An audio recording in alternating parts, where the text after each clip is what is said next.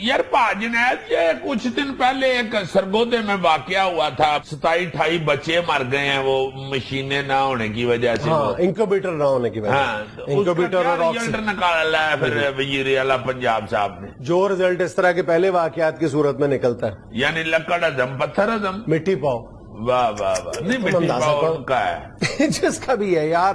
ایک ہفتہ پہلے جب یہ دل خراش واقعہ پیش آیا تھا اور میڈیا میں بڑا شور و غوغا ہوا تھا کہ جناب 28 بچوں کی اچانک ہلاکت اس طرح کہ جناب وہاں پہ انکیوبیٹر موجود نہیں ہے، وہاں پہ آکسیجن مشین موجود نہیں ہے، 28 بچے اس دنیا سے مطلب 2-3 دن کی عمر میں ہی چل بسے تھے، تو یوں لگتا تھا، اور وزیر اعلیٰ نے نوٹس لے لیا، ڈاکٹرز معطل کر دیے، یوں لگتا تھا کہ اب جو ہے کم و بیش اتنا تو ہوگا کہ 2 سال تک اس طرح کا کوئی واقعہ پیش نہیں آئے گا، جس طرح نوٹس لے لیا گیا۔ ابھی کل اس سے بھی کہیں زیادہ ایک دل خراش واقعہ پیش آیا، جس سے ثابت ہوتا ہے کہ ہم جو مرضی کر لیں، جب تک ہماری نیتیں درست نہیں ہوں گی نا، ہم انسان کو انسان نہیں سمجھیں گے، ہم کسی معاملے میں بہتری نہیں پیدا کر سکتے۔ اور واقعی اگر دیکھیں نا کہ مغربی قوموں کو ہم دیکھتے ہیں وہ ترقی کر گئے، ان کی ترقی کی واحد وجہ میں یہ نظر آتی ہے کہ وہاں پہ انسانی زندگی کی ویلیو نظر آتی ہے۔ ہم انسانی زندگی، ہم بچے کی زندگی کو ویلیو دینے کے لیے تیار نہیں ہے یار۔ ابھی 4 دن پہلے ہمارے جو ساتھی ہیں کیسر فاروق صاحب، ان کے کسی عزیز کے ہاں بچے کی پیدائش ہوئی میاں چنو میں، تو میاں چنو کے کسی سرکاری اسپتال میں، یعنی کتنا بڑا المیہ ہے کہ 9 لاکھ کی آبادی کا شہر ہے میاں چنو، وہاں کے سرکاری اسپتال میں گائنیکولوجسٹ ہی نہیں ہے۔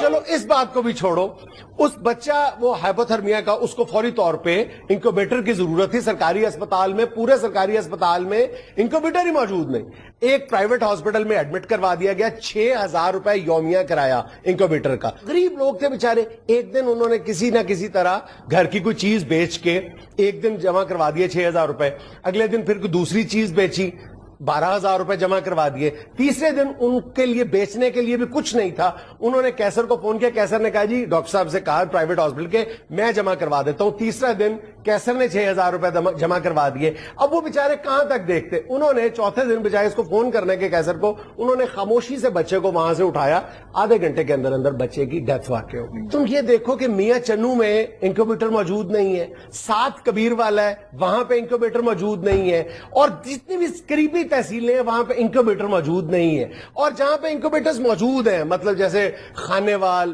بورے والا، وہاڑی، جو قریبی اضلاع ہیں وہاں پہ انکوبیٹر مشینیں موجود ہیں، آپریٹ نہیں کر رہے۔ آپریٹ کیوں نہیں کر رہے؟ یہ کوئی راز کی بات ہے؟ پہلے بھی کتنی دفعہ ہم نے بکواس کی ہے اس پروگرام میں، بکواس ہی میں کہوں گا کہ کسی کے کان پہ جوں تک نہیں رینگتی کہ جان بوجھ کے خراب کی جاتی ہیں۔ سرکاری ہسپتالوں کی جتنی مشینری ہے میں دعوے کے ساتھ کہہ سکتا ہوں کہ 70% دانستہ طور پر جان بوجھ کے پرائیویٹ ہسپتالوں کے ساتھ ساز باز کر کے دانستہ طور پر خراب کی جاتی ہیں، اور وہاں پر یہی کاروبار ہو رہا ہے، کوئی نوٹس نہیں لیا جاتا۔ یعنی یوں لگتا ہے کہ صحت کے محکمے کی طرف کوئی دیکھتا نہیں ہے۔ صحت کی وزارت وزیر اعلیٰ شہباز شریف صاحب نے خود رکھی ہوئی ہے۔ عالم یہ ہے کہ یہ سرگودے کا واقعہ تو اب پیش آیا نا، 3 ماہ پہلے وہاڑی کے سرکاری اسپتال میں اسی طرح بچوں کی اموات واقع ہوئی تھی، جہاں پہ یعنی یہ انکوبیٹر نہیں تھے اور یہ آکسیجن مشینیں موجود نہیں تھیں۔ وزیر اعلیٰ صاحب نے اپنا روایتی طریقہ اختیار کیا اور معطل کر دیا ڈاکٹرز کو۔ 3 مہینے سے زیادہ کا عرصہ گزر گیا، ڈاکٹرز اس وقت سے لے کر آج تک اس معطلی کے خلاف چلڈرن وارڈ کے ہاسپٹلز سٹرائک پہ گئے ہوئے ہیں، اور یہاں لاہور میں کسی کو نہیں پتا کہ وہاں کے ڈاکٹر سٹرائک پہ ہیں، یعنی آ ہی نہیں رہے 3 مہینے ہو گئے سٹرائک کی ہوئی ہے انہوں نے یار۔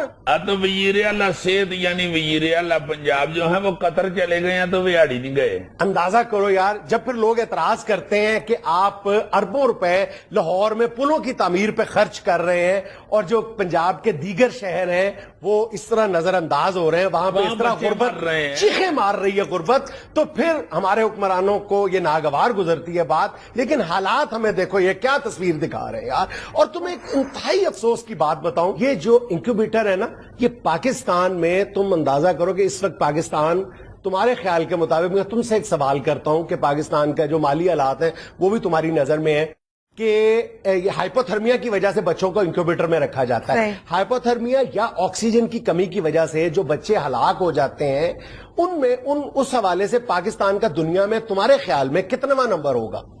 جو حالات بتا رہے ہو اس میں تو وہ ٹاپ 10 میں آنا چاہیے۔ ٹاپ 10 میں نہیں، ٹاپ پہ ہے، पाकिस्तान दुनिया में नंबर 1 है। 1000 में से 41 बच्चे हाइपोथर्मिया या ऑक्सीजन ना होने की वजह से इस दुनिया से चले जाते हैं अपनी जिंदगी के पहले 3-4 दिनों में।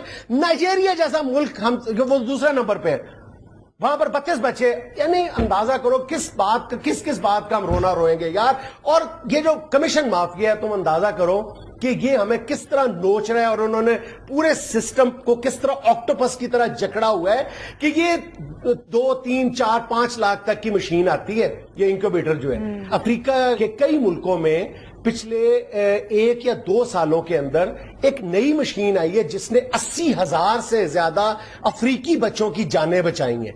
वो इतना सस्ता इंक्यूबेटर है, इतना सस्ता इंक्यूबेटर है कि इंसान सुनता है तो यकीन नहीं आता। उसकी कीमत पता है क्या है? $25। यानी कितना हुआ पाकिस्तानी रुपयों में? 2500 रुपए। 2500, 2500 रुपए। ये जो कमीशन माफिया है, ये जानबूझ के पाकिस्तानी हॉस्पिटल में एम्ब्रेस इंक्यूबेटर नामी मशीन को नहीं आने दे रहा कि अगर वो आ गई तो प्राइवेट हॉस्पिटल्स का भी यानी प्रॉफिट चला जाएगा और सरकारी अस्पतालों में आ गई तो इसमें से कमीशन नहीं मिलेगा। और ये बहुत बड़ा बिजनेस है इस वक्त हेल्थ के डिपार्टमेंट में, ये जो बच्चा इस मशीन में रखना जो है ना जी, क्योंकि हर दूसरा तीसरा बच्चा जो है उसको जरूरत पड़ रही है, खुराकों के बेड़े गर्क हुए हैं, सेहतों का बेड़ा गर्क हुआ है। वो बच्चे जाके अच्छा ना भी किसी को जरूरत हो तो डॉक्टर कह देते हैं बच्चा इसे रख दीजिए, जिसको जरूरत है।